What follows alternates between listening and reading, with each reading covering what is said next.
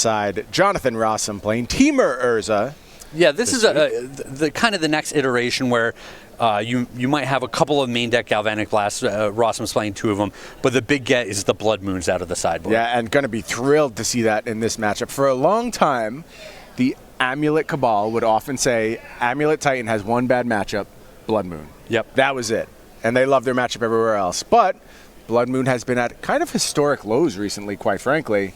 However, with the rise of Primeval Titan, it's starting to make its way back into these lists, especially these Teamer Urza lists. Yeah, and that's, it's funny, I was talking about a Titan deck last round, being able to transition from one color to another to kind of answer what it needs to answer. The Urza decks do it even better, where their mana is so consistent that just changing 1 or 2 lands in your deck gives you access to a whole nother color. Arkham's Astrolabe. Heck of a card, correct. Mox Opal, all the fetch lands that you want to play. Yep. The Gilded Goose sacks for any color. Yeah. Plenty of options. Looks like we have resolved our mulligans. Players are set. We're going to start over on Jonathan Rossum's side. Going to go ahead and crack a fetch land. And it's going to be Craig's favorite turn 1 play, Snow-Covered Island into Arkham's Astrolabe. Yeah, I was thinking about this. And we don't have to ban Arkham's Astrolabe. We don't? No, you just ban Snowlands. Okay. I'm glad we don't give you access to the ban hammer, Craig. I feel like it would be a never-ending stream of just constant bans. Well, then people can still play their Astrolabes if they want to. They just have to work a little harder for them. They could, yeah. I don't think they'd be all that effective, but... Play Mouth of Rosum. Boreal Druid, right? Okay, Boreal Druid. That's a good one. And Frostwalk Bastion. Yeah, and there was there a star or something like that? Cold Steel Heart. There we go. That's what I'm thinking of. Sometimes I come up with these names and I honestly, I don't know where my keys are on a given day. Like, my wife has to help me leave the house. But I could tell you about obscure Magic cards that nobody has ever put into a deck, ever. Yeah, you're like, hey, I can barely adult on a day-to-day basis. Yes. But if you want somebody to rattle off 4,000 different unique Magic card names. All the snow mana. It's there. Misused brain cells for sure. Castle Garenbrig for Ross after a free Once Upon a Time, one of the huge gets for Amulet over the past few months. There have been several. Field of the Dead, Force of Vigor, Oko occasionally. Significant upgrades to this archetype. Once Upon a Time. Once Upon a Time is the big one. Yeah. Castle Garenbrig, every card we're currently seeing. Yeah. Ether Spellbomb from Rosum. So you don't want to ban the Snowlands? I think there is a world where Arkham's Astrolabe can be a positive card in Modern. It's a little bit, the context is different from what it does in Legacy, where Wasteland was a very important limiting factor on the format. So I don't have the same revulsion to Arkham's Astrolabe as I do in that format. It doesn't need to be here. I mean, I don't know. That's part of the question, right? Like, what are you trying to eliminate?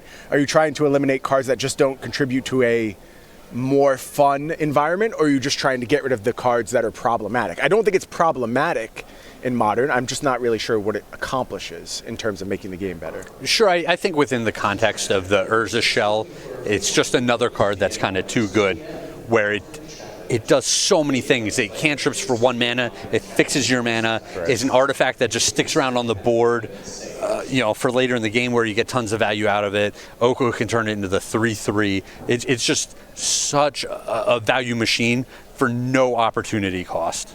Yeah, starting to see some other Astrolabes in the format too. The Bant Stoneblade deck picks up a number of Astrolabes. Yep. Now, granted, a lot of that does have to do with Oko. Well, and you know my biggest problem with the Astrolabe? The lack of basic land choices. Yeah, it's just people have to play Snowlands now. Mm-hmm. It's a fair complaint. And then decks that don't even play Astrolabe play Snowlands now. I will tell you, Craig, if you are smart enough to pick up my Urza Titan team-up deck, there is one regular forest as well as the snow-covered forest, just in interest of maximizing my different lands for Field of the Dead and still needing a ton of green on turn 1. Yes. So there you go. Maybe you have your next deck picked out for you. Ross, I'm going to do a little fetching here. It's time for Oko, Thief of Crowns. Craig leaning to take a good look at that whiteboarded Misty Rainforest. Yeah, what's going on there? I don't know. Kids these days, we spend all of our time trying to get away from the whiteboarded cards. They're making them now. You don't think he opened that one in a pack? I don't think so, no. 1 p.m. Pioneer. Maybe someone traded it to him. It's possible. 1 p.m. There you see that Arkham's Astrolabe doing the trick we talked about, getting aggressive with the help of Oko, Thief of Crowns. Yeah, when you're looking at Cavern Souls on the other side of the board, you know you got to start getting aggressive. I agree. Oh no, the Cavern.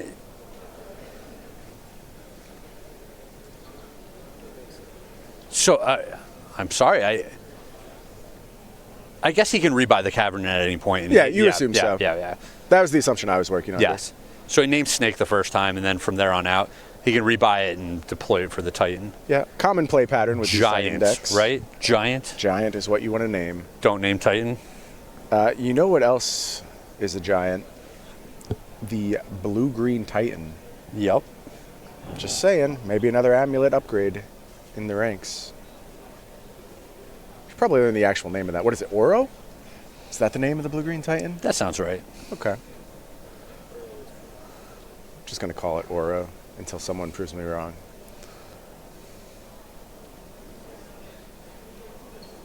Yeah, I don't know if Amulet Titan's going to go in that direction. Oh, you see, legendary creature, Elder Giant. Is this Euro? Euro, I believe it's pronounced, like the sandwich. Yeah, like gyro for those of us who Euro. a little less cultured. Right. Galvanic Blast going to come down and take care of that Secure Tribe Scout.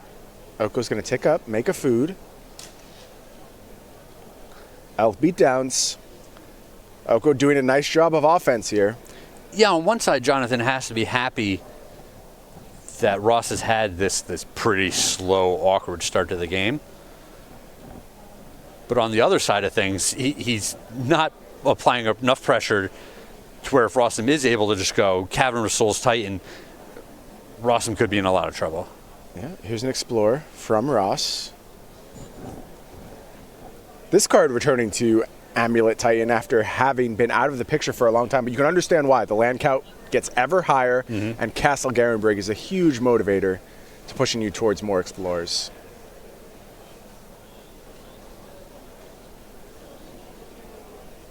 It was a card I really disliked in Titan for a long time, the older builds playing Explorer. When I first started getting deep in the deck, one of the first changes I made was to get away from Explore. However, now I do feel like it's coming back. Sure. Well, and decisions like that are so contextual where, Absolutely. you know, the format's changing, so I want, you know, these cards in my deck now for the way the format is shaped up, and it'll change how I want to get to those cards. So here's the situation. Cavern has come back down, naming Giant. It looks like Ross will have access to an uncounterable Titan on the next turn, assuming he has one in hand. I don't know that authoritatively. Given how this game has played, I believe he would have to have one. Yeah, pretty high probability at this point. But it is not a certainty. Meanwhile, Oko going to continue to create offense. It's going to turn that food token into an elk. 6 damage headed Ross's way. Life total getting low now. Yeah, and if you're Jonathan Rosum, you have to hope that it's like, you know, the Summoner's Pact instead of just the Clean Titan. Yep. Should note, though, there's no Amulet on the battlefield for Ross, so it's not going to be the immediately lethal Titans that we've seen out of Amulet in the past. Sure, but with the land drop and then the Titan searching up a couple of things, you're looking at zombies then as well. I would assume so. Would assume it would close out the Oko offense pretty efficiently.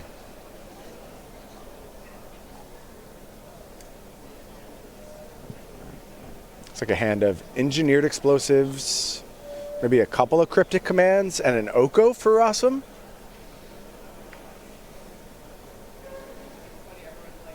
Well, none of those cards cost 1 mana. Maybe it's an Archmage's Charm. Does Rosum have an Archmage's Charm in his deck? is going to cast explosives on 1. I don't believe he does, so that would have to be a cryptic command.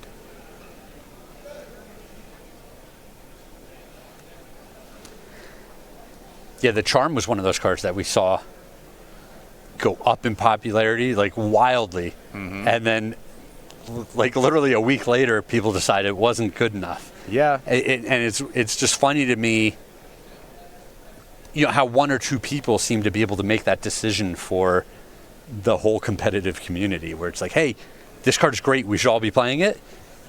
All right, we believe you. 1 week later, hey, we shouldn't be playing this card. Now no one's playing And it. everyone hops on board. Yeah, it's wild. A lot of information cascades in Magic right now. There you see Ross's hand. There is a copy of Primeval Titan, as we suspected. Ross going to get to making some mana. Primeval Titan going to come down. Can grab a couple of lands. We're not going to get immediate zombies here. Yeah. Worth noting. 2 copies of Castle Garenbrig on the battlefield. I would expect 1 zombie to show up by virtue of Ross's land drop after Titan. Radiant Fountain going to pad the life total a little bit too. Going to gain 2 life when that enters the battlefield. Sure, but is there a reason Ross shouldn't have played the land in his hand before casting the Titan? I would have to know the rest of Ross's hand to make that assessment. Could value the 2 life over a zombie, and that makes sense in the case of something like Cryptic Command. Okay. Yep, that makes a lot of sense. Ross is going to go ahead, play a bounce land. That's going to be good for a zombie. Radiant Fountain returns to hand. Yeah, and I think Ross accurately sniffed that out. And given Engineered Explosives on 1, it makes a lot of sense that Rosum would just be trying to set up lethal. We know he's got the Cryptic in hand. Yeah, so Ross went from 8 life to 10 life. Yep. Oko turning the Engineered Explosives into an elk would have represented 9 points of damage. Yeah, smart heads-up play from Ross. Love it. I actually love it. Now, granted, we don't know if Rosum actually found the 4th land to cast Cryptic. No, but it's still just this I still want to do it. Absolutely. very heads-up play out of Ross Merriam. 100%. Primeval Titan has become an elk, as it is now wont to do. Make a couple blocks. Yeah, and I like the chump block here, too, where you're saying, I'm just going to keep my life total very high. And Rosum did find the land, so had Ross done it the incorrect way, we'd be dead right now. Well played by Ross. Draws Gemstone Mine for the turn, has Radiant Fountain in hand, Pact of Negation. Yeah, that Pact of Negation could potentially be a very big card at some point in this game. It has an Explorer as well, so looking to get this Field of the Dead humming a little bit. I think maybe Vesiva to copy Field of the Dead, possibly. This is big game. Those zombies could get out of control real quick. Yeah, I was going to say that. And Rosum has now used the Engineered Explosives and doesn't have access to it on 0 yet to control the zombie army. Could get punished for trying to find lethal. I don't blame him at all. I would do it in exactly the same fashion, but you see how it could go wrong. Well, I think part of Rosum's thinking was that if the opponent's sandbagging the Amulet of Vigor, because he's had the Oko on the board the whole time. So Sure. Ross Merriam's not just going to play an Amulet of Vigor. He could wait until the turn where he potentially goes off. And having the Engineered Explosives on 1 is that preemptive answer.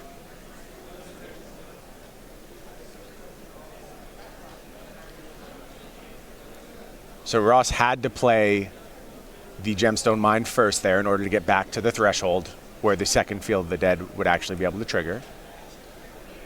We're getting to that point again. 11:30 place. Where the number of permanents on the battlefield started to make me nauseous. Way back in the day, 11:30. you know, there'd be these long, grindy games, but generally none of the lands mattered. They were all basically the same thing. Now every land has an ability. They all matter. You have to track all of these things. Oof.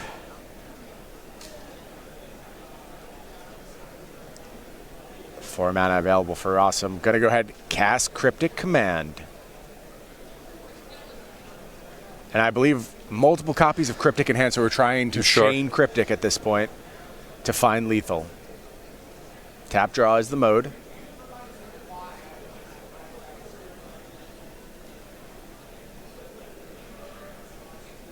Rosum takes his draw. Looks like we are going to tick up onto that Engineered Explosives. Yup. And Ross going to fall to 4. Very vulnerable to that second Cryptic Command. Can Ross find a way to play through that?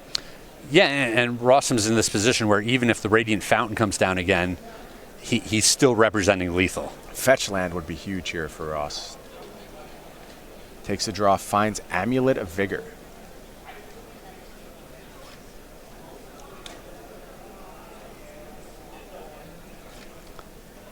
Yeah, Ross Merriam's start was so slow this game. Usually when we see this deck find the first Titan, they have so many ways to just redundantly find Titans for the rest of the game. Ross couldn't afford to do that. And Merriam was just backed into a corner. I think he has, Summoner's Pact and Pact of Negation. And so Rosum is incentivized to go ahead and try and Cryptic here.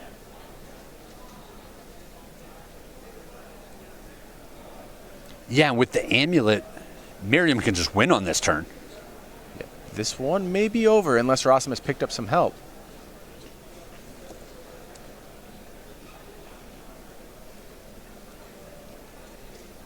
Rosum trying to figure out if he can let a Titan resolve and still win. And what advantages he garners from doing so.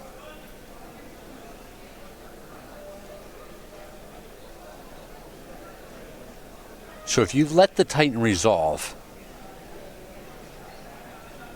is the strategy to use your Cryptic Command to tap down the team? I believe so. And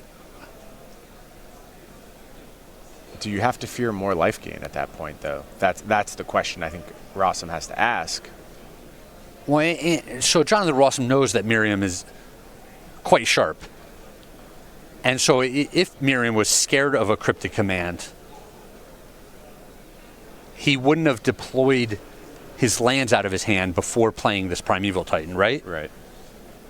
He'd say, all right, if you're going to counter this and tap my team, I'm going to play a land afterwards and make some zombies to still be able to live through the next turn. This points very clearly to having Pact back up. I agree with you. So when he plays the land before he casts his Summoner's Pact, he's basically telling you that he has the Pact of Negation or potentially another Summoner's Pact.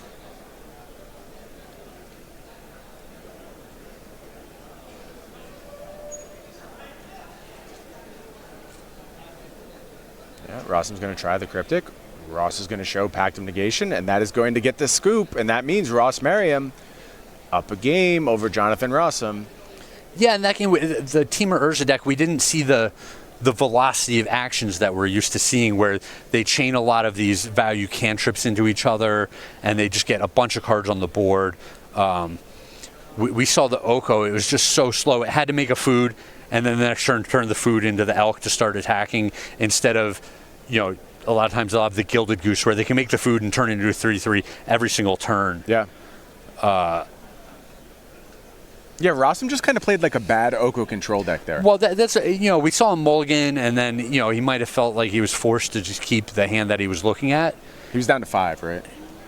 I don't remember if it was 6 or 5, but it's hard to mulligan to 5, and it's even harder to mulligan to 4 if you have a hand that has 2 or 3 lands and some spells that you can cast. I agree with you 100%.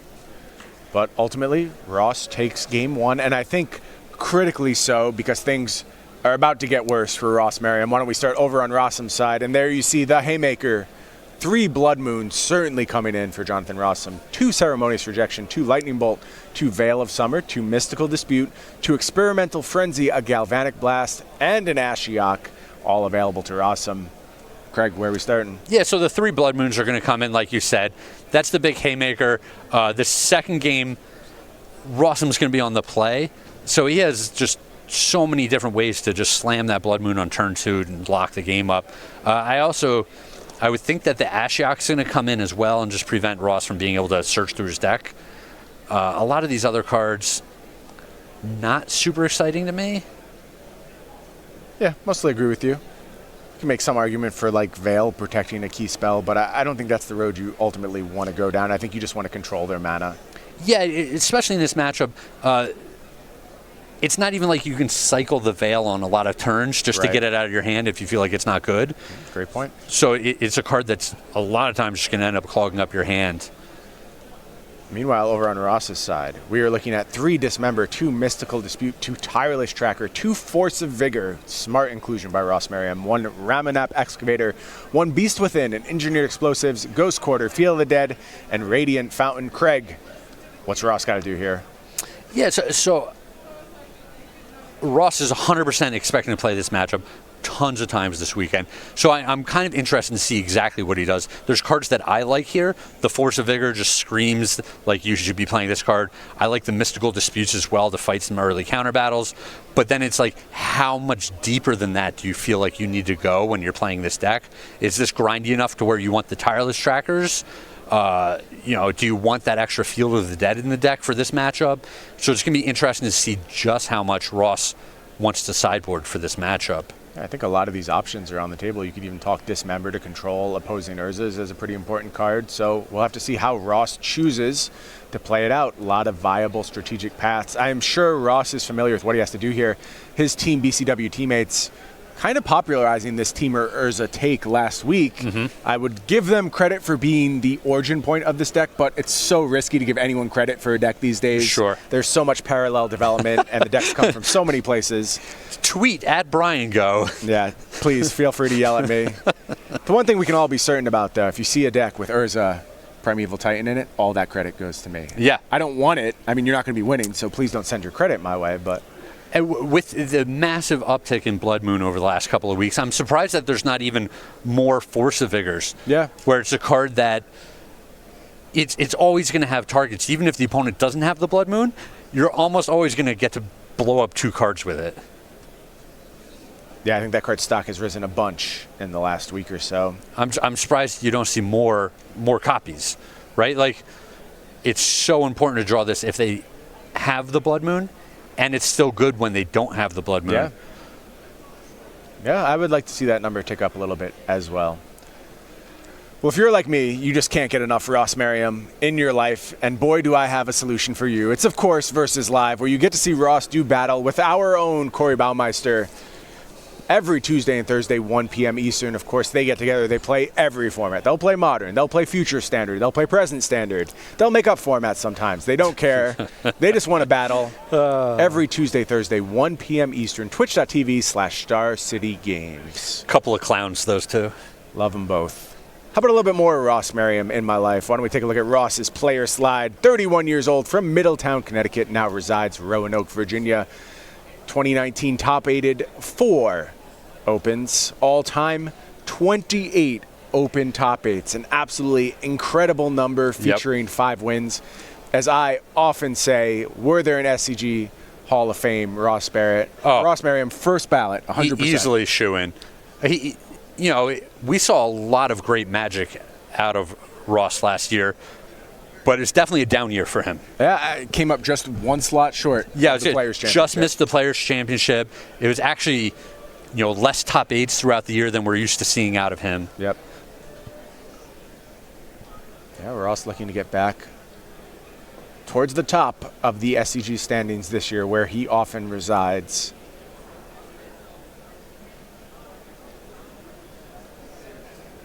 Good start so far today, 3-0. Up a game in this matchup against Jonathan Rosum. As we mentioned, though, things are going to get tougher in these post-board games. It's like a little mulligan action going on as well for Ross Merriam.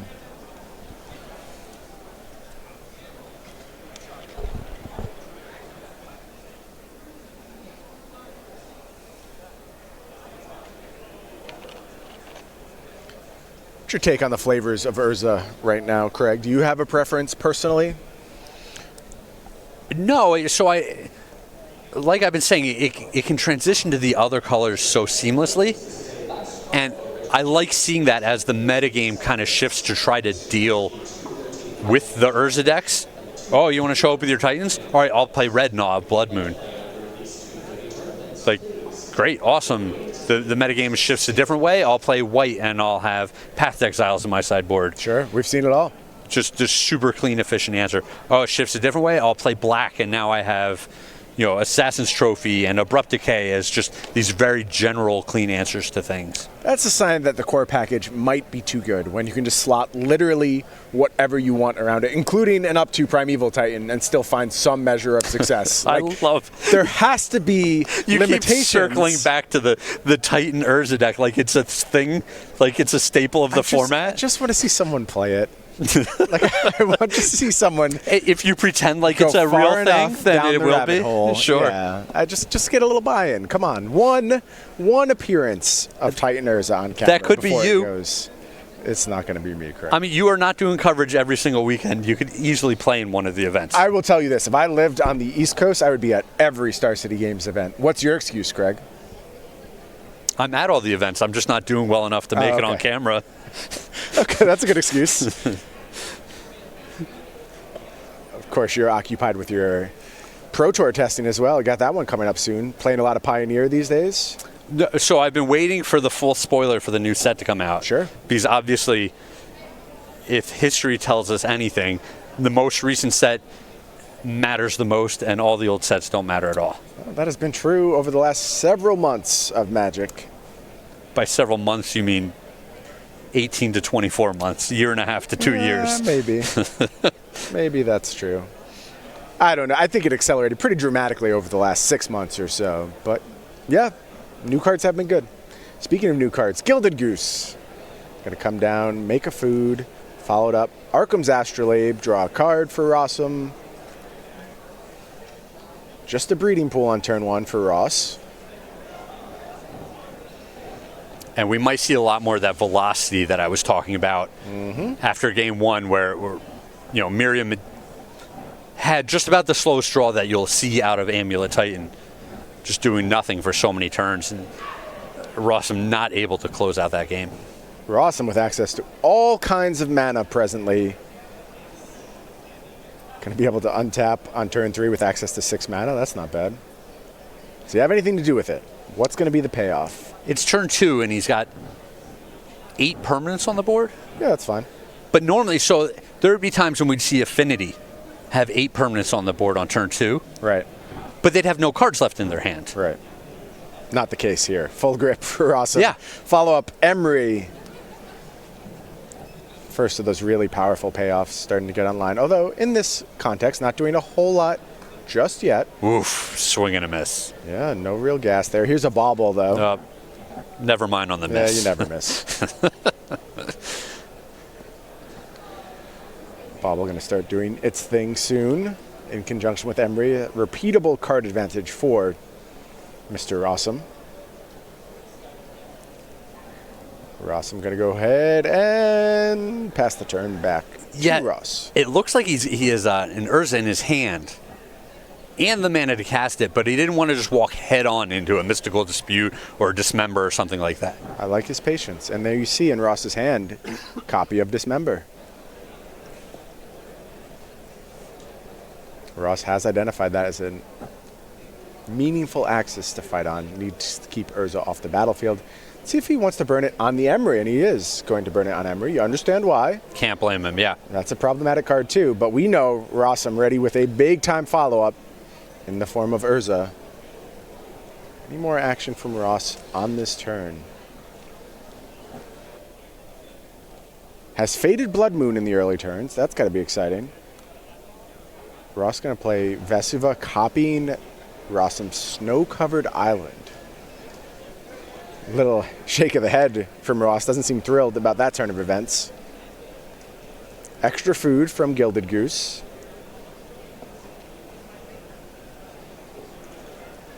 Rosum gets a peek at the top of Ross's library. And we're drawing 2. It's got to be Urza time now. I would think so. It's going to unlock so much as well. I believe Rosum may have drawn an Ashiok. Can play both with the help of Urza's mana accelerants here.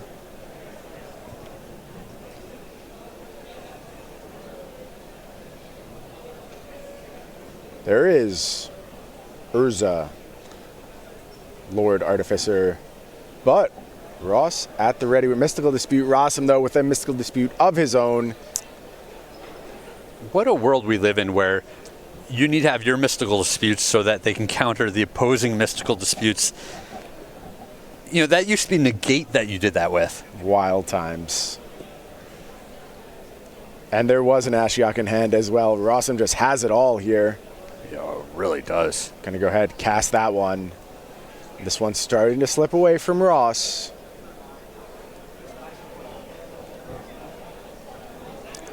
Ashiok just planning on sitting on the battlefield. Annoying Ross.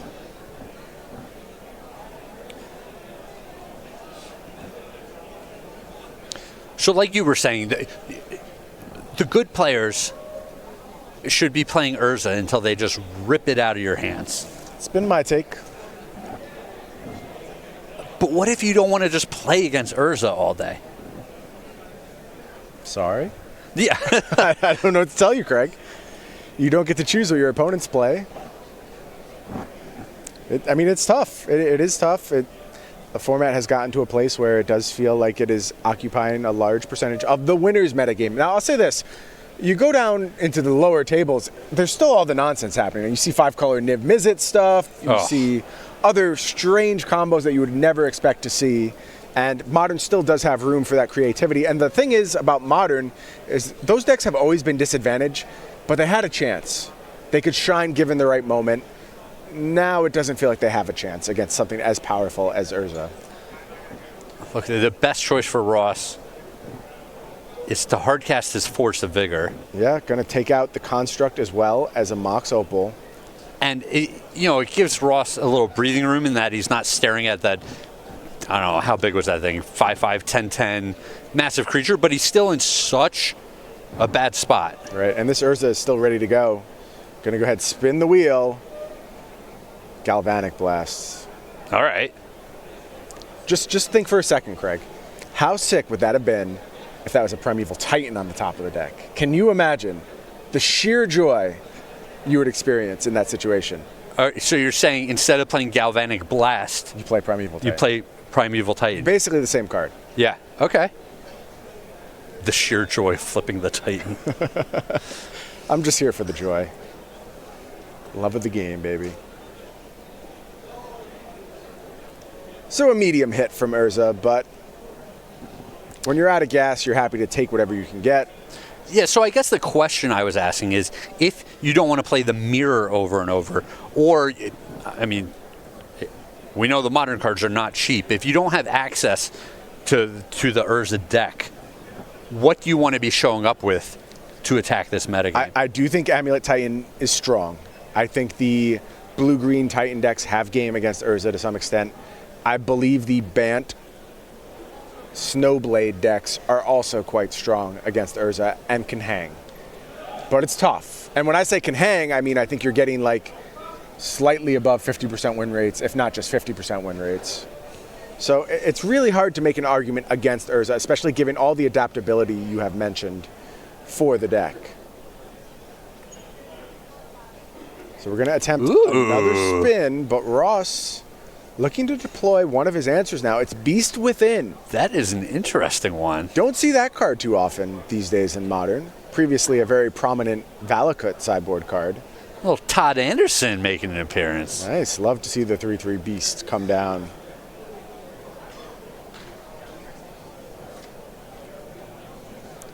Mishra's Bauble. A slightly worse card than Primeval Titan, but still, we'll take it. Can we just compare every Magic card cast to Primeval Titan for the rest of the weekend? Not many hold up. I cannot stop you from doing that. You're like, I am powerless. So I guess the answer to that is yes. Okay. We can. Should we be doing that? Let's not ask that question. Okay. Arkham's Astrolabe draws one card. Urza attacks. You know, I've gotten to the point where, you know, maybe I don't want to be so negative in my life. Okay. And I just want to help people live their best life. Respect. I like that approach. I'll be encouraging, you know? Cool. So let's talk about Primeval Titan some more. Love it. I love it. Thank you for giving me the free reign to do it. I mean, Yeah. I was going to do it anyway. I was basically unstoppable, but I do appreciate Yeah, your I'll be endorsement. accommodating along the way. Right. Talaria West going to come down for Ross. Slow march here for Ross Merriam. Not much happening, but Well, on Rossum's side, we haven't really popped off. But That's the problem with the Urza deck is like, hey, you are not winning the game, right. but you're still doing 30 things a turn that all take tons of time. Craig, literally seconds ago, you told me how positive you were going to be. It hasn't even been 60 seconds since we had And this this discussion. is the great thing about this deck. Thank you. Is that one player gets to take all of the time each turn, One player gets to have a lot of fun. and the other person gets to enjoy the other Right. person's turn for the maximum amount of time. Sounds correct to me. Yeah. Yep. Here's a nice spin of Urza. It's going to reveal Emery. 4 more cards head to the bin. In Rossum's hand, the last card, Blood Moon. And that may just seal Ross's fate. Gonna go ahead, tap a random collection of permanents. It doesn't matter. Just grab 3 cards and turn them sideways. I'm sure they make mana. Ross does have the Pact of Negation at the ready for Blood Moon.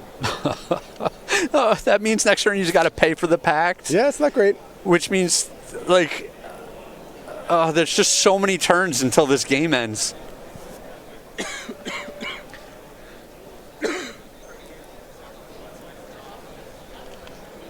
All right, we're going to go ahead and pay for the Pact. Rossum takes a look at the top card. Ross draws it. Is that Summoner's Pact? I'm not sure. It looked like a green card. I think so. And the last card in Ross's hand appears to be Cavern of Souls. So there should be an uncounterable Titan next turn. The question is it going to be enough? Yeah, does that matter? And with Mystic Sanctuary, the answer is very clearly no. That is going to elicit the scoop from Ross Merriam. And we are all tied up. 1 game apiece. Teamer Urza versus Amulet Titan. Clock ticking down, only about 13 minutes left. I don't know that either of those games was longer than like 6 turns on either side. Well, and that's what's fair is that each player gets to take the same amount of turns, Right, right? right. Totally fair. We talked about Ross Merriam and what a feature of the SCG Tour he has been for years and years. A little bit newer face on the tour, of course, Jonathan Rosum, but no less accomplished. 1 open win last year, all-time 2 open wins, 12 top 8s. Hasn't been around for quite as long as Ross has, but starting to put together a nice little resume as Rosum. As you see in his little bio there, singer and actor, male lead in a number of musicals, including All Shook Up and Footloose. You big Footloose fan, Craig? Yeah, one of my questions is, why do we only have half the quotation marks around Footloose? I don't have an answer for you. I'm sorry. I will make sure whoever is responsible for that slide is fired. But I was just told it was Nick Miller, and Nick Miller's untouchable, so never mind. That's off the table. If I go and try to... You cannot remove Nick Miller. He's a fixture. Even if I just try to give him a hard time about it, potentially You'll be out the door. Yeah. Correct. The SCG Tour would not function without Nick Miller. He is indispensable. All of us will go. He's actually like Palpatine pulling all the strings behind the scenes? Absolutely. Okay. So he's allowed to not put the second set of quotation marks on foot. Well, I didn't know if that was like... An aesthetic choice? There's 4 billion rules in the English language, and I get the period in the wrong points at points. When quoting Footloose, do not put a second quotation mark around it. That's, I think, Rule 16.53 in the Chicago Manual of Style. Actually. Okay. Yeah. Chicago Manual of Style. Yeah. That's the authoritative manual at this point. When I was editing my law review, we relied on the Blue Book, which is a legal citation form, which please, anyone who has been through law school and just heard me reference the Blue Book is shuddering right now. Sure. They're just catatonic in a corner. But Chicago manual style applies to a lot of publications. Okay. Use that as their de facto rule setter. I bet the Blue Book didn't know it was getting a shout out on today's SCG broadcast. Well, one of the things that I think is so interesting about our slides, it shows just what a diverse pool of players that we draw from, where we look at Dylan's hand slide and he's a data analyst, and it's like, well, sure, that makes a lot of sense. I could see him being into the Magic side of things. But then we see Jonathan Rosum, who's been a very successful player on our tournament circuit, and he's a thespian. Yep. Yeah, broad range of experiences, backgrounds on the SCG Tour. You'd love to see it. So many Magic players capable of so many great things. Always nice to highlight that. Looks like both players on a mulligan to 6 here. Ross going to lead turn 1, Sakura Tribe Scout off Gemstone Mine. My Gemstone Mines, foil German, have 4 of them. Pretty much unplayable at this point. You only play 1 in Amulet Titan. How much do those cost? A lot. A lot. Well, they used to cost a lot. They probably aren't worth as much anymore. Oh man, Rosum has the answer too? Yeah, looks like it. Galv Blast going to come down. Yeah, I thought Merriam might finally have one of those explosive draws where he gets to play from ahead. No, Ross been playing very fair. Very, very fair in this matchup. Here's Arcum's Astrolabe. Going to draw a card.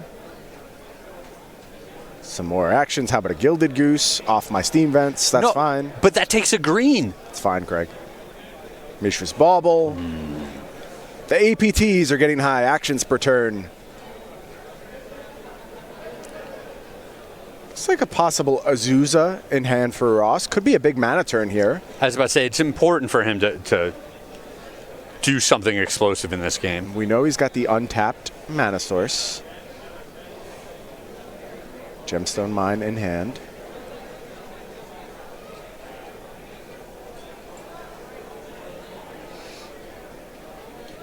How is it that the old format staples in like Jace, which was banned forever, and Liliana, just unplayable cards at this point? Yeah, not good Magic cards. What is this world we live in? It's been a crazy turn of events. Ross going to go ahead, transmute Talaria West, go get Summoner's Pact here. So either we misread his hand and there is not an Azusa, or not quite ready to make that play yet. Either is possible.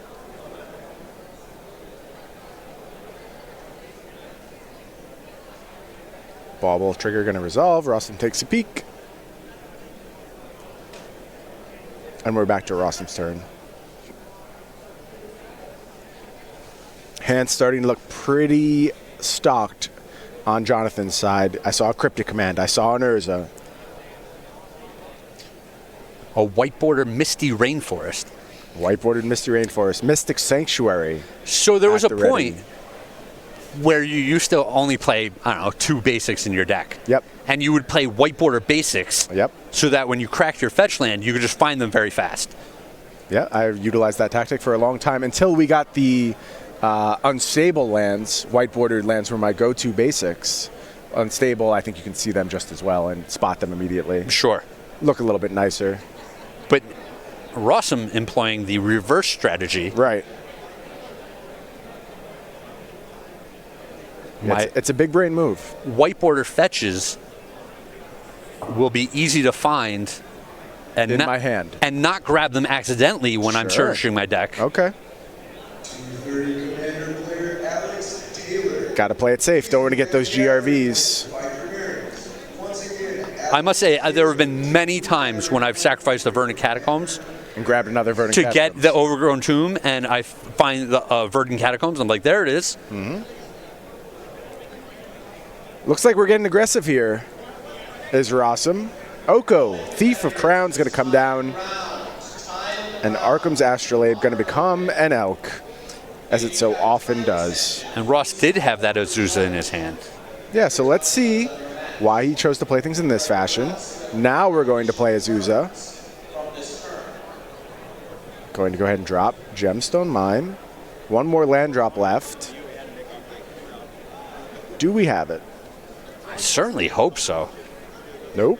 Ugh. And that might be the reason that the legendary creature didn't come down last turn. Yeah. If it's not helping you accelerate, No reason to play it. no reason to play it.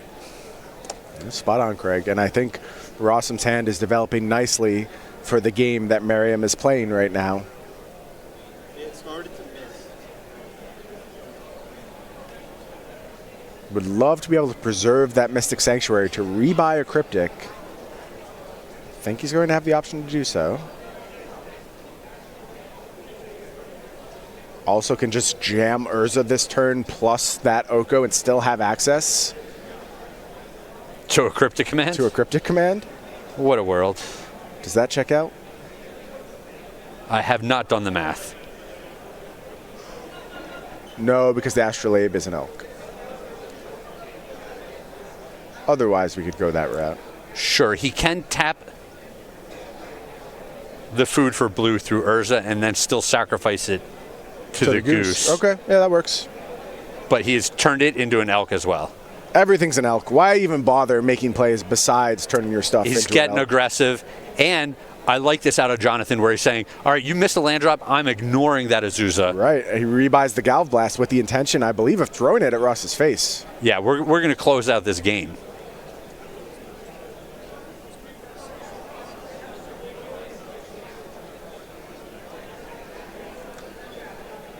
Love to see Rosum get a little aggressive here. Close the game out. Don't give Ross the chance to weasel his way back into it.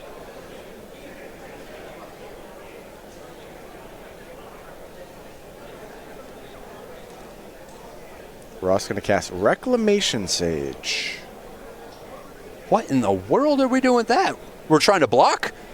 That's an empty Reclamation Sage, and oh boy, is that not the play you want to be making right now. Jeez. Rosum going to go ahead and make a food. Lots of attackers available.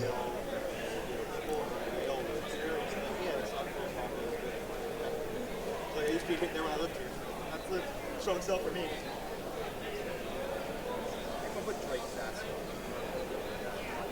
Another Elk is made. Thanks, Oko. Appreciate it. All those Elks head into the red zone. Gonna force some blocks. We're going to use both our creatures to trade with one elk. Boy.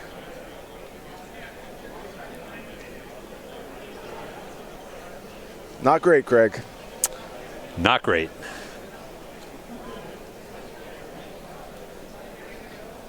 What do outs look like for Ross right now? That's what I'm trying to think about. I think Merriam's at a point where he's saying, all right, I can no longer play around a potential cryptic command or things like that. Right. So it's super tough. If he draws a land, he's able to deploy a Titan. The Titan can search up, Field of the Dead and end up with a couple of creatures on the board. This is all very theoretical, though, because we know Rosum with Cryptic Command at the ready.